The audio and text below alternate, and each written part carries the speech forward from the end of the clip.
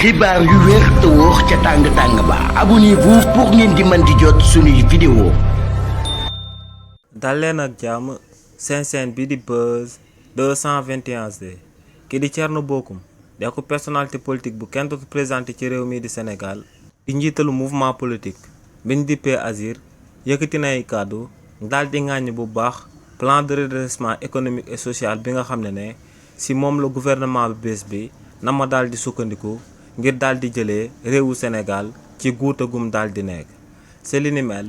kii di Thierno Bocoum ne lu leer ba am moom mooy que ne du ci plan de redressement économique et social bi nga xam ne moom la premier ministre bi di Ousmane Sonko daan proposé foofee la Sénégal di jaaree daal di génn ci guuta gum daal di nekk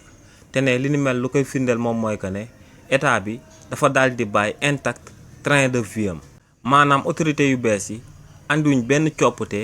jëmale ko ci dépense yi nga xam ne moom la état bi daan jëfandikoo ne état bu bees bi dépense yu muy jëfandikoo moom moo yem kiif-kiif ak dépense yi nga xam ne moom la régime président Macky Sall daan jëfandikoo ne ba tey am na ay fonds politique yoo xam ne président de la république da koy daal di amee premier ministre da koy daal di amee waaye tamit président de l'Assemblée nationale da koy daal di amee te ne waa parti bii di Pastef ginnaaw bañ daan nekk ci opposition bi ñoom ñoo diggoon Sénégalais yi que ne bis bi ñu leen tabbee fonds politique dañ koy daal di jëlee définitivement ci réewu Sénégal ne ñooñee amaluñ li ni mel waaye ne si luñ nama daal di sukkandiku ngir daal di développer réewu Sénégal ñoom ci seen plan économique social et environnemental bi nee nañ dañ koy daal di jëlee ci sénégalais lambda yi donc ne sénégalais yi nañ daal di préparer wu ngir daal di souffrir ndax ne lu leer ba am moom mooy que ne état bi impôts yi ak taxes yi ñoom si seen wàllu bopp foofee lañ ko nama daal di jëlee donc ne lu leer ba am moom mooy que ne